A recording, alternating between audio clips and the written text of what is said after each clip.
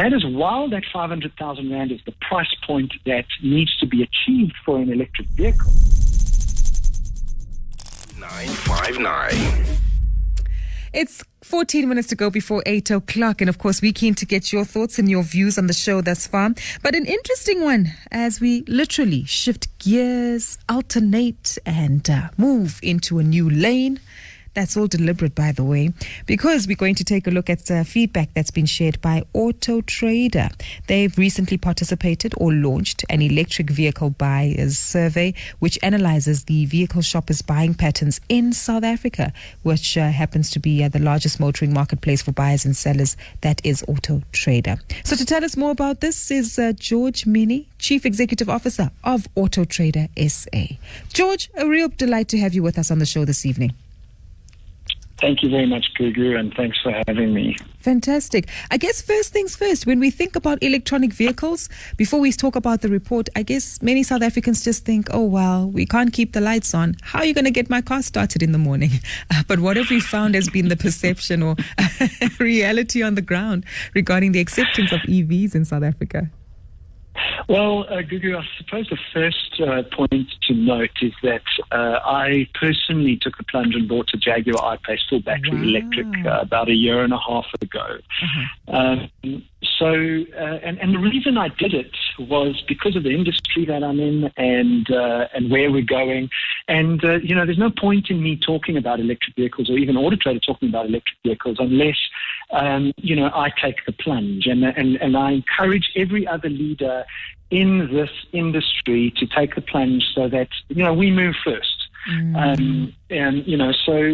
in answering your question for that matter, load shedding has not affected me driving, charging my car, or anything at all, even down to stage 6 load shedding that we had a couple of weeks ago. That's a big deal there, George. And I can imagine, there must be, an excess of charging spots and these ports aren't necessarily overly occupied. Has that been a benefit for you as well? I guess minimal traffic?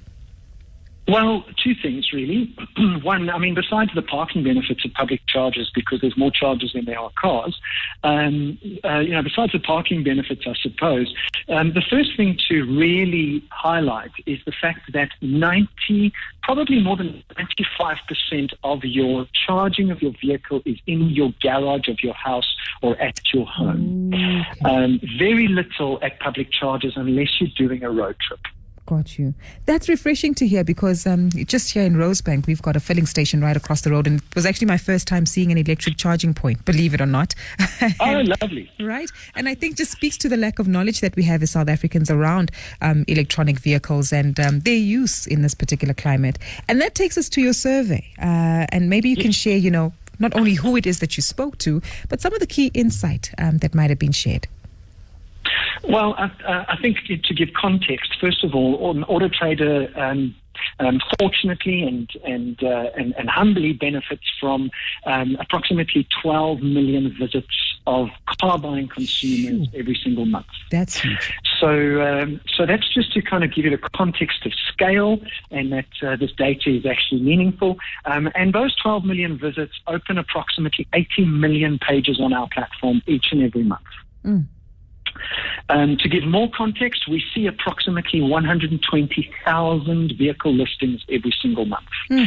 So just those three data points kind of for me would give support to the fact that these numbers in the EV buyer survey that we're about to talk about are relevant and they carry a little bit of weight. But what we did was we put a survey up onto our platform, and within, we get a lot of responses within a very short space of time. We got 4,000 responses. We couldn't include all 4,000 because approximately 1,100 of those consumers didn't fill in the entire survey.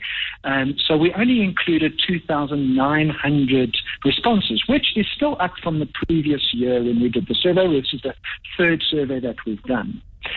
While the survey showed largely the same trends, there were a couple of highlights that had subtly changed, or even will give you an indication of a significant change coming. And I think that's such a valid point that you mentioned, just in terms of the number and the weighting of the feedback and the findings that we have. But I guess simply put, are South Africans then keen to purchase electronic vehicles, and are they still concerned about, I guess, entry points like the price point, the types of vehicles that might be available, and how that's influenced their view? Definitely. So while a lot of the survey responses have been the same for 3 years, the one thing that is one of what we call the trinity of electric vehicles, the one thing that keeps coming up is that the magic number is 500,000 Rand. Unless we can get a car for the masses below 500,000 Rand, electric vehicles are going to be for the upper demographics, or should I say the upper income earners in the country. But there is an interesting thing that occurred in this year's report. And that is, while that 500,000 Rand is the price point that needs to be achieved for an electric vehicle, and there seems to be an acceptance of consumers pay a bit more than 500,000 Rand because the running costs of an electric vehicle are so much lower. And so what we've seen is that people are willing to pay up to 600,000 Rand for an electric vehicle. In mass, I'm not talking about the upper end. So that's the one subtle change. The other one, which I think is more significant, is we've seen on AutoTrader's platform that searches for electric vehicles have literally doubled year on year for the last 2 to 3 years.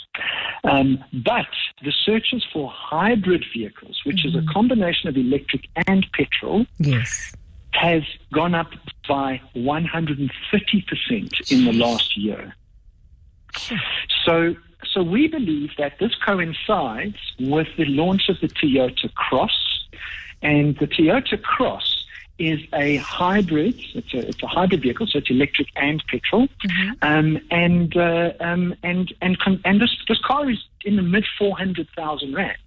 So it's in the sweet spot of the price point, under 500,000 Rand. It's good for the environment. It ticks the box of efficiency, and we think it's the middle step to a future of electric vehicles. Sure. This says a lot, right? And as you're saying, I guess there's a growing appetite. We're keen to learn more. We're inquiring more. And I guess it means that there might be a shift and a change in mindset. But like with all things, as you say, price is important. Quality and experience of the vehicle is also important.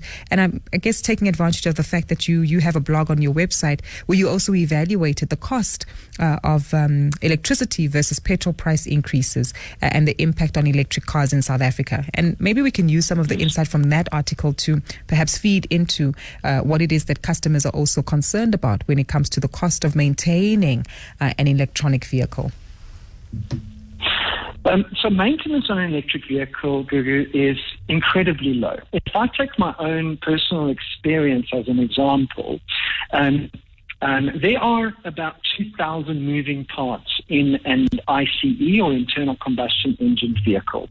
There are approximately 200 moving parts in an electric vehicle. Sure. So just by sheer mathematics of the number of moving parts, you should be able to deduce that an electric vehicle is 90% more cost efficient from a maintenance point of view than an ICE, or an internal combustion engine vehicle. So that's just really the number of moving parts.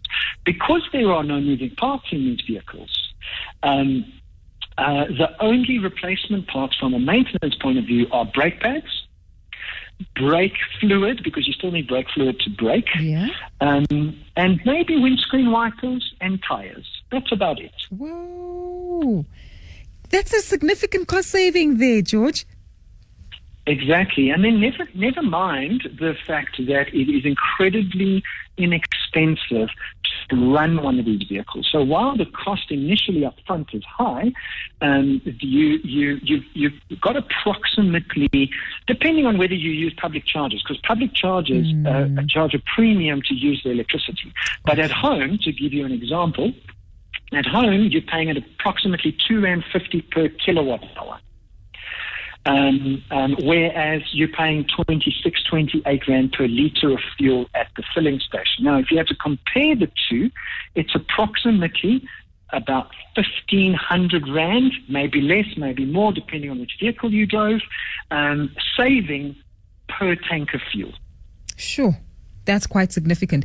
And I guess that also speaks to the kind of infrastructure that's necessary, right? You mentioned charging at home, and I can imagine some South Africans are thinking, oh boy, that means I need some kind of port adapter or charging spot that I also need to invest in. Are there costs affiliated with that, and is there a range, I guess?